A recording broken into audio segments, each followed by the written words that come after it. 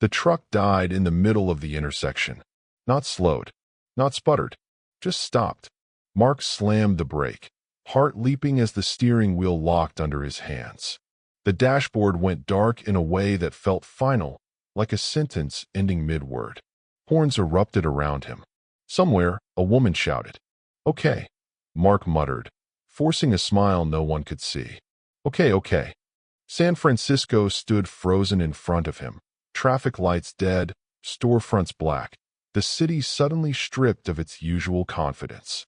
Phones glowed uselessly in people's hands. Sirens wailed far away, then cut off abruptly, like even they had run out of breath. A blackout. Of course it was. Mark climbed out of the truck, the cold December air biting harder than expected. He waved apologetically at the cars stuck behind him, that familiar reflex kicking in. "Don't be a problem. Don't take up space." A man yelled something sharp. Mark nodded anyway. "Sorry," he said. "Always sorry." He pushed the truck to the curb with help from two strangers, muscles burning, knees complaining louder than his mouth ever would. When it was done, he leaned against the dented side panel, chest heaving, and laughed once under his breath. 60 years old, still smiling through breakdowns. His phone buzzed in his pocket. "Rachel." Mark answered immediately. "Hey, you seeing this?" "The lights?" she asked. "Yeah." "Ethan's freaking out. Wi-Fi's dead." Mark glanced at the lifeless city around him. "Whole grid's down, I think." A pause. Then, softer. "Are you okay?" "Truck's not," Mark said lightly. "I am." He said it automatically, like muscle memory, like a promise he'd been making for decades without checking if it was still true. Behind him, someone knocked on the side of the truck. A delivery he hadn't finished sat in the back. Medical supplies, labeled urgent in red. Mark stared at it, jaw tightening. "Listen," Rachel said, sensing the shift. "Don't be a hero today." Mark closed his eyes. Hero. He'd never thought of himself that way. He was just reliable. Upbeat. The guy who showed up when things went wrong and joked so no one else had to sit with the fear. "I'll call you back," he said. He hung up and looked at the truck again. At the dark city. At the red label in the back. Something was already broken. The question was whether he could afford to stop pretending it wasn't him. The city didn't recover quickly. By the time Mark reached the edge of the intersection, it was clear this wasn't a 10-minute inconvenience. Storefronts stayed dark. ATMs were dead. People clustered on sidewalks, staring at phones that had nothing new to say. Mark opened the back of the truck. The red urgent label stared back at him. Medical supplies. Insulin kits. A hospital address printed in block letters. He checked the time. The clock was still moving, even if the city wasn't. He rubbed his hands together, more habit than warmth. "Think," he said aloud. That was new. Usually, he didn't need to. He just went. Took the long way. Carried the load. Smiled so no one else had to. He found an abandoned cart near the curb and loaded the first box. One wheel stuck. He kicked it straight and started downhill. A woman across the street watched him struggle. "You okay?" Mark smiled automatically. Always. It felt thin saying it. His phone buzzed. "Ethan." "Dad. The news says the blackout could last all day. You still working?" Mark paused. Breath fogged in the cold air. He typed, erased, typed again. "Mark, yeah, just walking a bit more than usual." Another buzz. "Ethan, you don't have to prove anything anymore." Mark stared at the screen. Proof.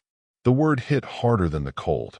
He thought of the miles, the jokes, the nights he came home exhausted and still asked everyone else how they were. He put the phone away and pushed on. Halfway down the block, his knee buckled. Not a fall. A warning. Sharp and sudden. He grabbed the cart, heart racing, not from pain, but from the fear of what the pain meant. "This is how it starts," a voice whispered. A man hurried over. "You need help?" Every instinct screamed no. Mark hesitated. Then he nodded. "Yeah," he said quietly. "I do." The man took the front of the cart without another word. And for the first time since the lights went out, something else flickered on. Uneasy, unfamiliar, but real. Relief. They reached the hospital just as dusk settled into the city. Backup generators hummed like tired lungs, keeping only parts of the building alive. One wing glowed weakly. The rest sat in shadow, windows reflecting a city that looked older without its lights. Mark signed the delivery form with a hand that shook more than he wanted it to. A nurse thanked him without really looking up, overworked, relieved, already moving on. That was fine. He wasn't there to be seen. Outside, the man who'd helped him nodded once and disappeared into the dark. No names exchanged. No closure. Mark stood alone on the steps, suddenly unsure what to do next. His phone buzzed again. Rachel. Ethan went out. Says he's checking on neighbors. Rachel, are you coming home? Mark looked down the hill toward streets that had become rivers of headlights and confusion. He typed soon, then stopped. His knee throbbed.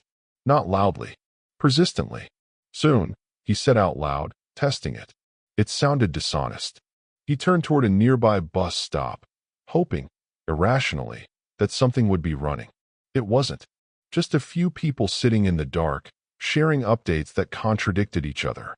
Mark sat, exhaling carefully, and that's when he noticed the older woman beside him. She clutched a small cooler to her chest, hands white-knuckled.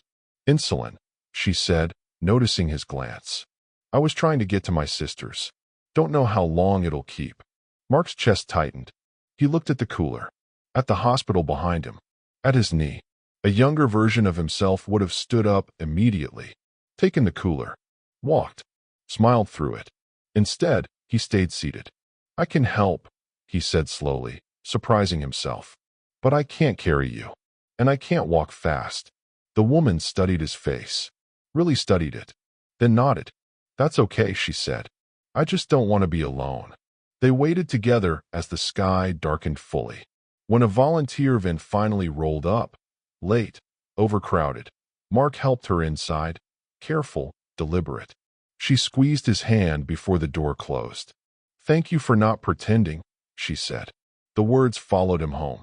Mark limped the last few blocks, the city quieter now, stripped down to footsteps and voices. When he reached his building, the power was still out.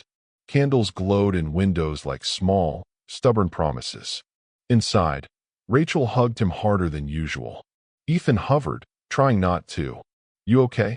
Rachel asked. Mark nodded, then shook his head. I did what I could, he said, and I stopped when I couldn't. Ethan let out a breath. That's new. Mark almost laughed. Later, lying awake in the dark, Snooky curled warm against his chest. Mark stared at the ceiling he couldn't see and admitted something he'd avoided for years. Being dependable had kept him moving, but it had also kept him from asking the one question that mattered. What happens when I finally slow down? And for the first time, the question didn't scare him as much as it used to. The city stayed dark through the night. Mark woke before dawn out of habit, reaching for a phone that had lost half its purpose. No alarm. No delivery schedule lighting up the screen. Just silence and the steady rise and fall of Rachel's breathing beside him. For the first time in years, he didn't rush to fill it. He moved carefully, knees stiff, and padded into the kitchen. Snooky followed, tail high, weaving between his legs like the world was exactly as it should be. Mark poured food into the bowl by feel, then stood at the window, watching the faint outline of the city hold its breath. His phone buzzed. A message from the depot. All deliveries suspended until power is restored. Trucks to remain parked. Further updates pending. Mark read it twice. Suspended. No backup route. No heroic workaround. No one asking him to push through. He felt something strange bloom in his chest, part relief, part unease. Rachel joined him, wrapping a sweater tighter around herself. So, it stopped, Mark said. She studied his face. How does that feel? He searched for the answer. Like I've been holding something heavy for a long time, he said slowly. And someone finally said I could put it down. They sat together on the couch, bundled in blankets, listening to the city wake without electricity. Distant voices. Footsteps. Someone laughing down the block, sharp and bright in the quiet. Mid-morning, Ethan knocked on the door. You should have seen it, he said, animated. Neighbors helping neighbors. No apps. No instructions. Just people. Mark smiled. Funny how that works. Ethan hesitated, then added, Dad, you don't have to go back to the way it was. Mark felt the weight of that sentence. Not accusatory. Not demanding. Just open. I know, he said. And for the first time, he meant it. Later, as the light shifted and the city slowly stirred back toward itself, Mark stepped outside. He looked down the street, imagining his truck sitting uselessly where he'd left it. For once, that didn't feel like failure. It felt like a pause. And in that pause, a quiet truth surfaced, clearer than it ever had when everything was moving. The blackout hadn't stopped his work. It had interrupted his habit of ignoring himself. Mark breathed in the cold air, steady and deliberate, and wondered, not for the first time, but with new honesty. What if this isn't the end of what I can give, but the beginning of how I give it? The lights came back on just after sunset. Not all at once. One block at a time. Windows flared to life in uneven bursts, like the city was waking up slowly, unsure whether it was safe yet. A cheer rose somewhere down the street. Someone clapped. A car horn sounded, once celebratory. Mark stood at the window and watched it happen. He didn't rush to turn anything on. Rachel noticed. You're not checking the news. Mark smiled faintly. I know what I need to know. Ethan came out of his room, phone already lighting up with missed notifications. Power's back, he said. Work stuff's probably going crazy. Probably, Mark agreed. He waited. When the depot finally called, it wasn't urgent. No apology. Just routine. Trucks rolling tomorrow. You good to take your usual route? Mark looked down at his knee. At Snooky curled contentedly on the chair. At Rachel, watching him with quiet attention. Not the full route, Mark said. The words came out steadier than he expected. I'll need an adjustment. A pause. Then, okay, we'll figure it out. They hung up. Mark let out a breath he hadn't realized he was holding. That night, they ate dinner with the lights on but the television off. The city outside buzzed back to life, louder now, impatient to make up for lost time. Mark wasn't. Later, he stepped outside alone. The street looked the same. Wires humming, traffic flowing, routines snapping back into place. But he felt different standing there, like he'd stepped slightly out of line with the rush. He thought about the intersection, the dead truck, the moment everything stopped and forced him to feel his own limits. The blackout hadn't taken anything from him. It had given him something he'd never allowed himself before. Permission. Mark Young had spent his life being the guy who kept going so others didn't have to worry. Upbeat, loyal, mild-tempered, reliable to the point of invisibility. Now, standing under streetlights that felt too bright, he understood something quietly profound. Light wasn't something you burned until it ran out. It was something you learned to tend. He went back inside, closed the door gently behind him, and sat down with his family while the world hurried on without him. For the first time, that felt exactly right.